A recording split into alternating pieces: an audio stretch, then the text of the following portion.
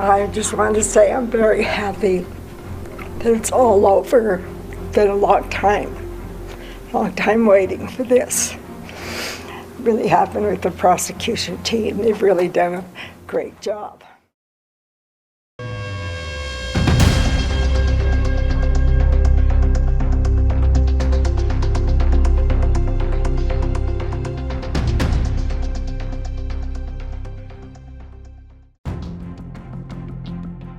In the quiet suburbs of Colorado, where snow blankets the streets in January and families gather around warm dinner tables, evil sometimes walks unnoticed through the darkness. This is a story of 12 terrifying days in 1984 that would forever change multiple families and haunt an entire community. It's a story of unimaginable horror, of a killer who struck without warning, and of the incredible power of modern science to finally deliver justice decades later. The Bennett family home on East Center Drive in Aurora, Colorado, stood like thousands of others in the neighborhood, a modest two-story house with white siding and a two-car garage, the kind of place where the American dream was supposed to flourish. Inside, Bruce and Deborah Bennett had built exactly that dream.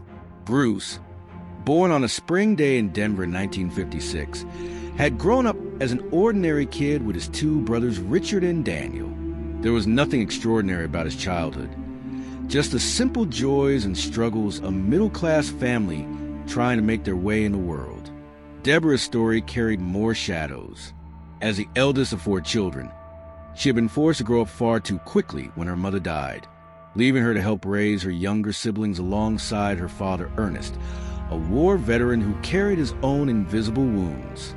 The weight of responsibility settled on her young shoulders like a heavy coat she could never take off.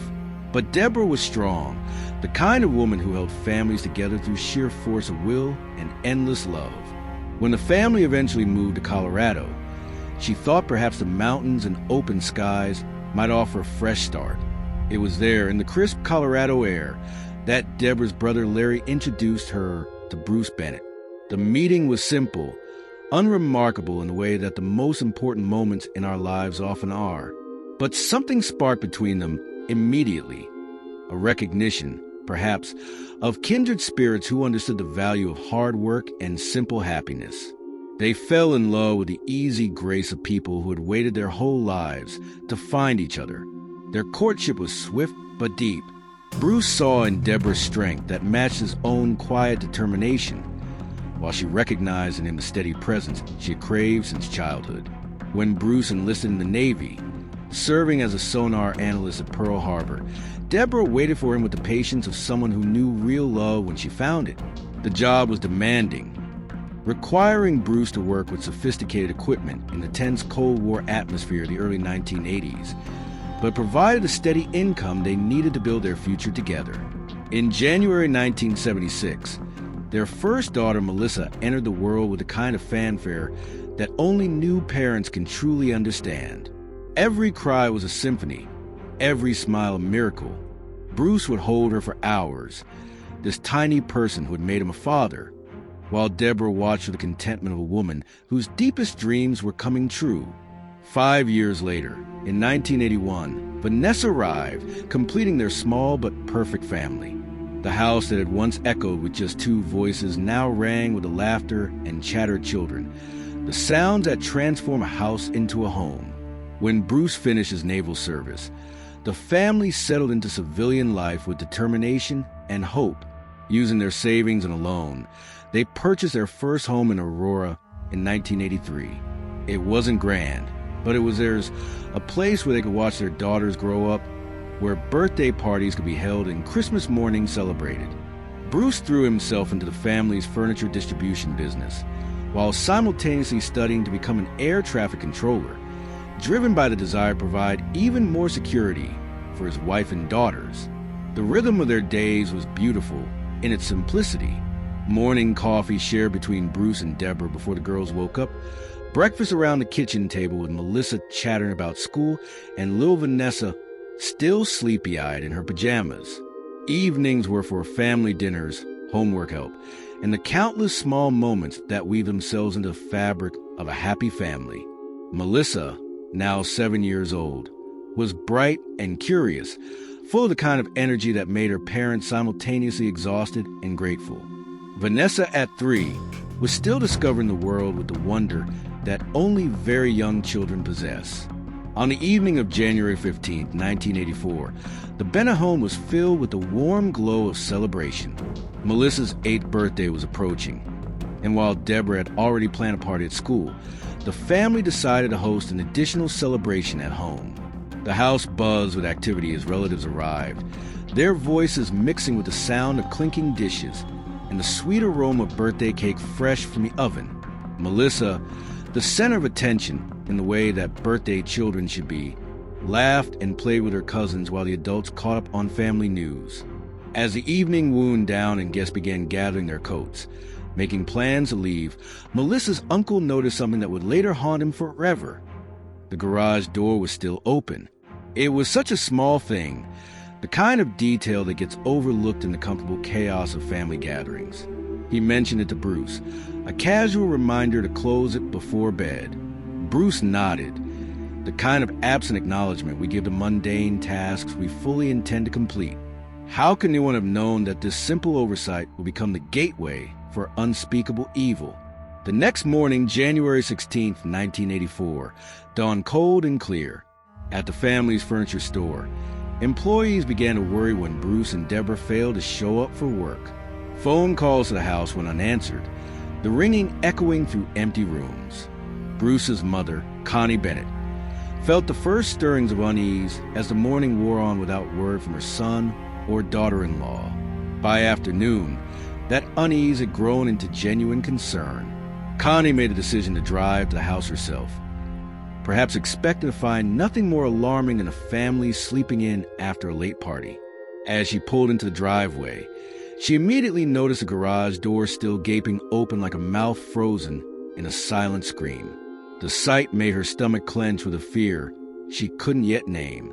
She called out as she entered through the garage, her voice echoing strangely in the space. What Connie found in that house would destroy something in her soul that could never be repaired. At the foot of the stairs, Bruce's body lay in a pool of congealed blood, his head so savagely beaten that she almost didn't recognize her own son. The deep gash across his throat spoke of violence, so extreme it seemed impossible that it happened in this place where children's drawings hung on the refrigerator and family photos smiled down.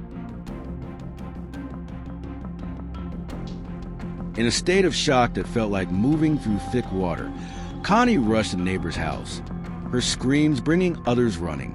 The 911 call brought police and paramedics racing to the quiet suburban streets, their sirens an alien sound in a neighborhood where the most exciting event was usually the annual block party. Inside the master bedroom, officers found Deborah's body, her head bearing the same horrific injuries as her husband's. The woman who had held her family together through every challenge life had thrown at them had fought desperately in her final moments, evidence of her struggle scattered around the room. But it was what they discovered in the children's room that broke even seasoned investigators. 7-year-old Melissa lay beneath a blanket, her small body bearing wounds that spoke of unimaginable cruelty. The blanket covering her face seemed like a mockery of tenderness, a gesture that made the horror somehow even worse. Evidence of sexual assault made it clear that this child's final moments had been filled with terror beyond comprehension. In that room where she had dreamed of birthday parties and Christmas mornings, where she felt safe and loved, Melissa had encountered evil in its purest form. But in the midst of this hellscape, there was one small miracle. 3-year-old Vanessa was still alive, though barely. Her tiny body was broken in ways that seemed incompatible with survival. A shattered jaw, severe head injuries, broken arms, hips, and legs. She had also been sexually assaulted. This baby who should have been thinking about nothing more complicated than her favorite toys or what story she wanted at bedtime. Paramedics worked frantically to stabilize her as they rushed to the hospital, her life hanging by the thinnest of threads. Outside the house, investigators began the grim work of trying to understand what had happened. Deborah's purse lay scattered in the snow, its contents ransacked by someone looking for money or valuables. A butcher knife from the family's own kitchen was found nearby, but the weapon that had delivered the fatal blows, believed to be a hammer based on a distinctive pattern of injuries, was nowhere to be found. Most chilling of all were the bloody boot prints tracked through the house, size 12 marks that belonged to someone the family had never known, someone who had no right to be in their home. The investigation expanded quickly as authorities realized they might be dealing with more than an isolated incident. Less than 2 weeks earlier, on January 4th, 1984, a couple named James and Kimberly had been attacked in their Aurora home in a disturbingly similar manner. They had been enjoying a quiet evening, Kimberly reading in the bedroom while James worked on recording music for a friend in another room. The attack came without warning. Kimberly struck in the head in the darkness by someone wielding a hammer. She caught only a brief glimpse of a male silhouette before the attacker fled when she screamed. James, hearing his girlfriend's terrified cries, had rushed to help and was himself struck by the same hammer-wielding assailant. Despite his own injury, a skull fracture that could have killed him, James had chased the attacker, but the man vanished into January night like a shadow made of malice. Both victims survived, though they carried the physical and emotional scars of their encounter with evil. The hammer used in their attack was left behind, and like the Bennett home, the assailant had entered through an open garage door. Fresh footprints in snow led away from the house before disappearing into a maze of other tracks. Just 6 days after the attack on James and Kimberly, another family's world was shattered. Patricia Smith, a 50-year-old interior decorator who had recently moved from Nebraska to help her daughter and grandchildren settle into their new Colorado home, became the next victim of this escalating nightmare. Patricia was a kind of woman who brought elegance and grace wherever she went, known for her impeccable taste and impressive client list. She had dedicated her life to creating beautiful spaces for others, never imagining that her own sanctuary would become the scene of unspeakable horror. On January 10th, 1984, Patricia's day began like any other. She drove her daughter to the park to catch the bus to work, then dropped her grandchildren at daycare.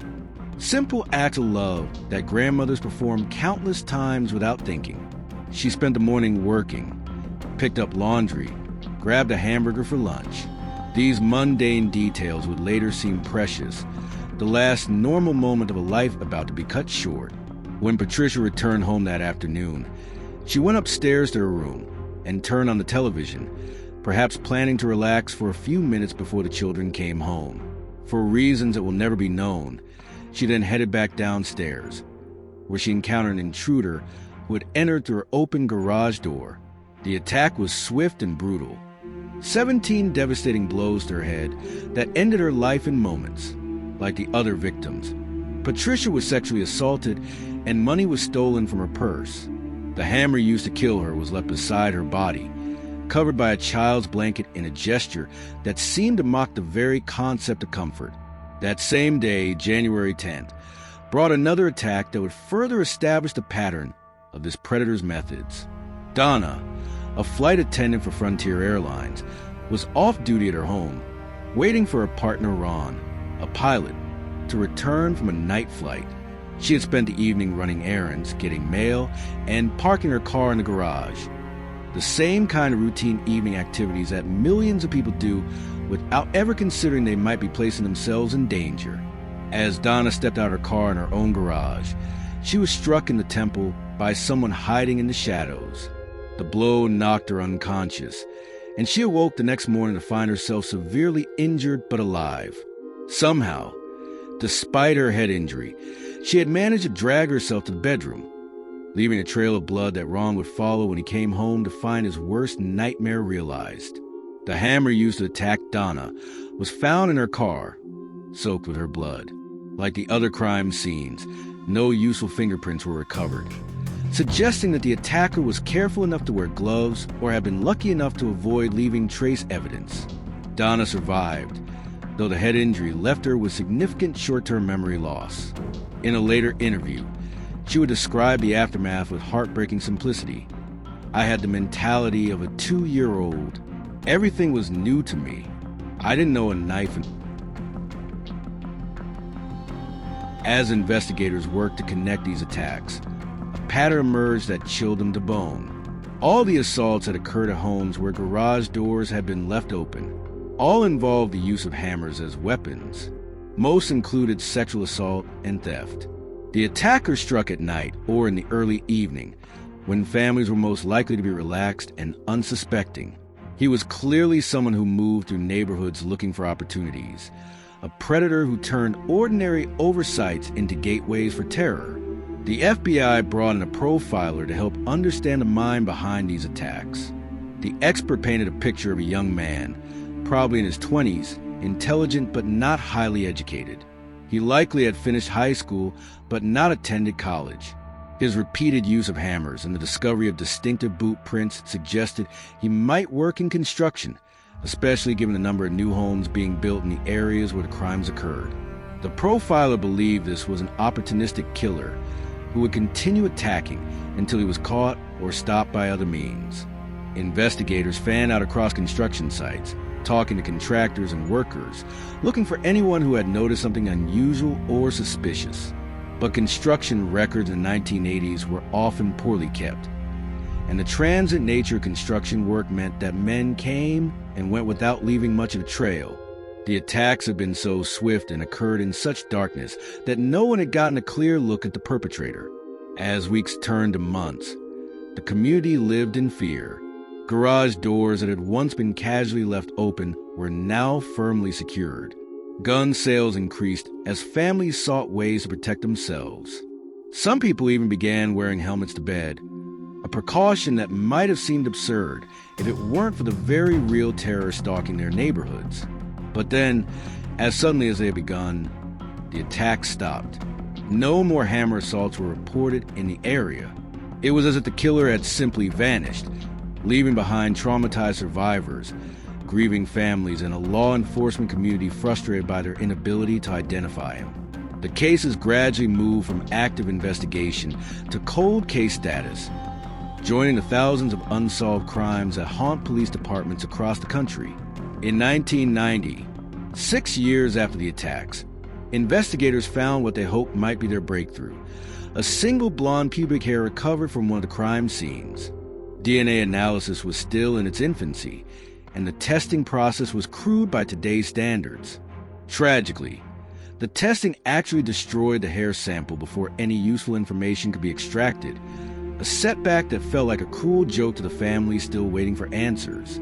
The investigation remained dormant until 2001, when advances in DNA technology allowed for new testing of evidence that had been carefully preserved for 17 years.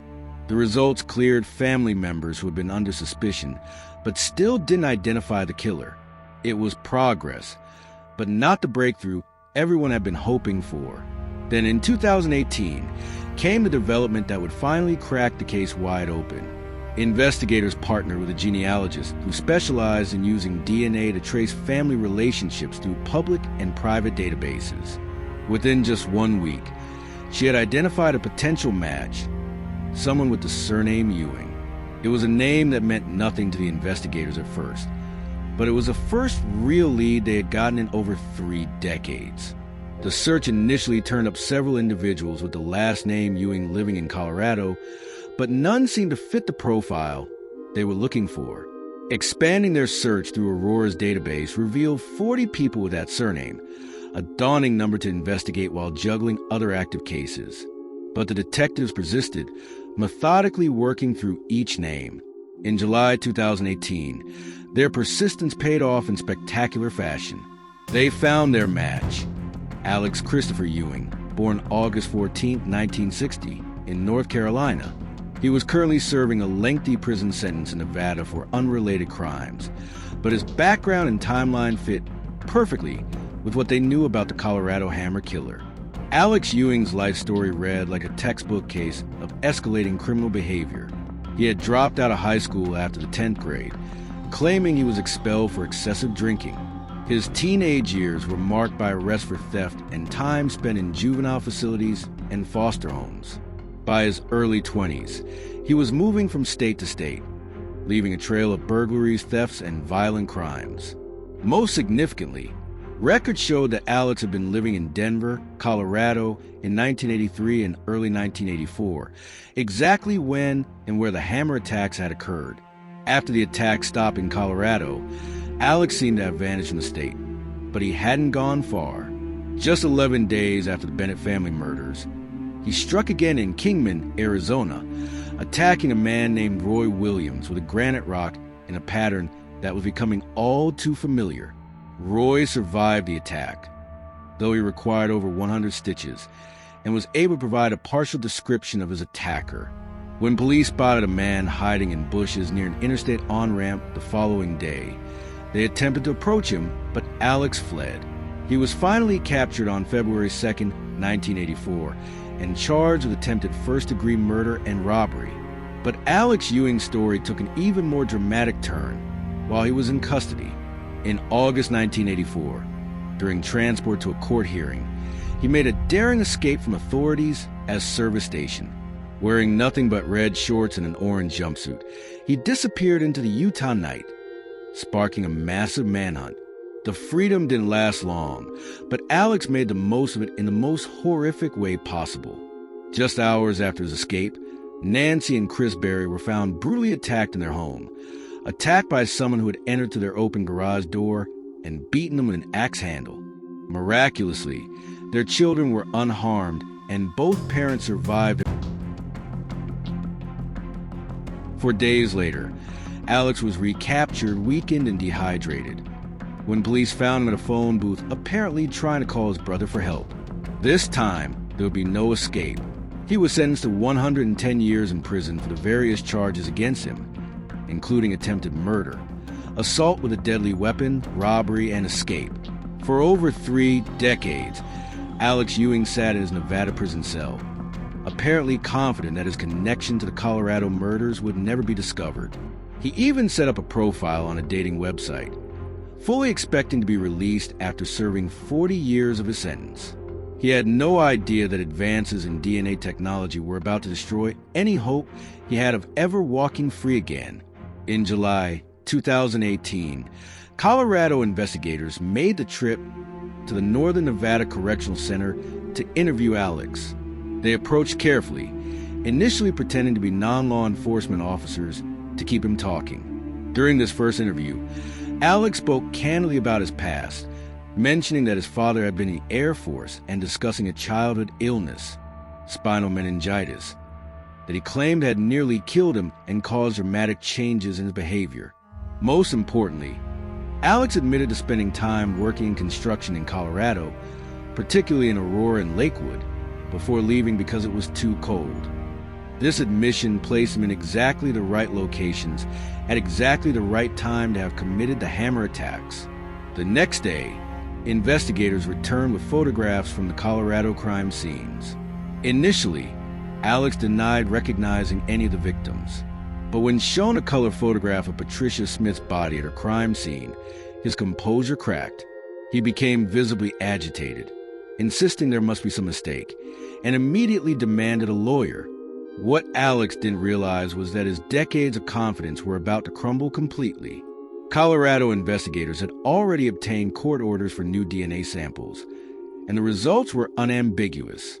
The DNA from the Bennett family crime scene and from Patricia Smith's murder matched Alex Ewing perfectly. After 34 years, the Colorado hammer killer had finally been identified. The legal battle that followed was lengthy and complex. Alex fought extradition from Nevada to Colorado, his lawyers filing appeal after appeal to delay the inevitable. For 16 months, the legal wrangling continued. But in February 2020, the Nevada Supreme Court ordered his transfer to Colorado. When the U.S. Supreme Court rejected his final appeal, Alex found himself on a plane to Colorado, finally facing the consequences of his horrific crimes. The trial for the Bennett family murders began in July 2021, and it was everything that had been building for 37 years. The prosecution presented overwhelming DNA evidence showing Alex's presence at the crime scene, particularly near Melissa Bennett's body.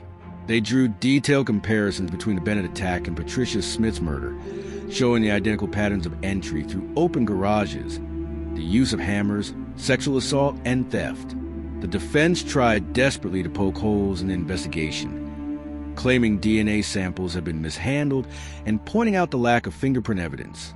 But the prosecution countered effectively, suggesting that Alex had worn gloves during the attacks. Exactly the kind of precaution a careful criminal would take. The most emotionally devastating moment of the trial came when Connie Bennett, Bruce's mother and the woman who had discovered the crime scene, testified about finding her son's family murdered in their home. Now in her 80s, she faced a man who had destroyed her family with remarkable strength and dignity. The jury was shown crime scene photographs that conveyed the full horror of what had happened in that house on January 16, 1984. After deliberating for nearly 10 hours over 2 days, the jury sent a note saying they were deadlocked. The prosecution asked the judge to keep them working, while the defense pushed for a mistrial. The judge chose to have him return the next day, and after 6 more hours of deliberation, they finally reached a verdict: guilty on all counts. 3 counts of first-degree murder, robbery, and numerous other charges. When given the opportunity to address the court at sentencing, Alex simply said, "No, thank you," showing the same callous indifference he had displayed throughout the legal proceedings. The judge, clearly disgusted by Alex's lack of remorse, sentenced him to 3 consecutive life sentences without the possibility of parole. The trial for Patricia Smith's murder began in October 2021, but was initially declared a mistrial when Alex's defense requested a mental competency evaluation. The evaluation confirmed he was fit to stand trial, and the case resumed in April 2022. This time, Alex couldn't stay quiet, complaining about being extradited from Nevada and claiming the system was rigged against him. Despite his protests, the result was the same: another life sentence for another family destroyed. Throughout all of this legal drama, Vanessa Bennett, the sole survivor of her family's massacre, had to relive the trauma over and over again. Now a woman in her late 30s, she has spent decades battling the physical and emotional scars of that terrible night. The attack had left her with ongoing health problems, depression, and addiction issues that she had fought to overcome. In interviews, Vanessa spoke with remarkable honesty about her journey from victim to survivor. She described years of feeling lost and broken, of struggling to understand why she had lived when her family had died. The capture and conviction of Alex Ewing didn't bring her the peace that many expected. For me, the damage had already been done. But Vanessa had also found strength and purpose in her survival. She got clean from drugs, found love, and began building a new life. At 38 years old, she spoke of having big things planned and emphasized that it's never too late to start over. Her resilience in the face of unimaginable trauma serves as an inspiration to other survivors of violent crime. The capture and conviction of Alex Ewing brought a measure of closure to the families affected by his crimes, but it couldn't undo the decades of pain and loss they had endured. Connie Bennett, who had lived with the image of her murdered family for 37 years, finally saw justice done, though it came far too late to heal the wounds in her heart. The case of the Colorado Hammer Killer stands as a testament to the power of modern forensic science and the dedication of investigators who refuse to give up on cold cases. It also serves as a reminder how random and senseless violence can shatter innocent lives in an instant. The families in Aurora and Lakewood in 1984 were living ordinary lives, making ordinary decisions like leaving garage doors open after family gatherings, never imagining that such a simple oversight could have such devastating consequences. Alex Ewing will spend the rest of his life in prison, where he belongs. He took 4 lives, shattered many others, and left scars on an entire community that will never fully heal. His capture after nearly 4 decades shows that justice, while sometimes slow, can still reach those who think they have escaped the consequences of their actions. The suburbs of Colorado are quiet again, as they were before that terrible January in 1984. Children play in yards where their parents watch a little more carefully than they once did. Garage doors close a little more promptly at night. And in the memories of those who lived through those terrifying 12 days, there remains a knowledge that evil can walk among us wearing a mask of an ordinary person, but also the hope that truth and justice, even when delayed, will eventually prevail. For Vanessa Bennett, life continues.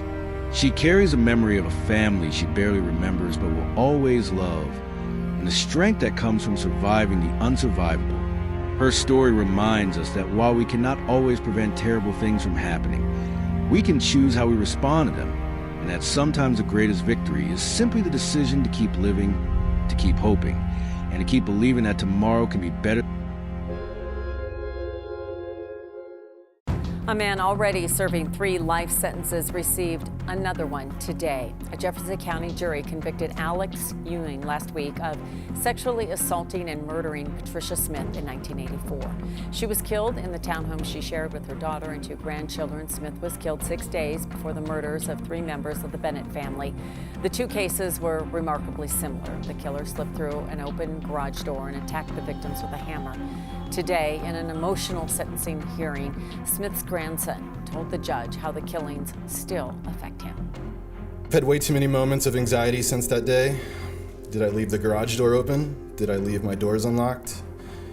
The biggest one is, what if he came later?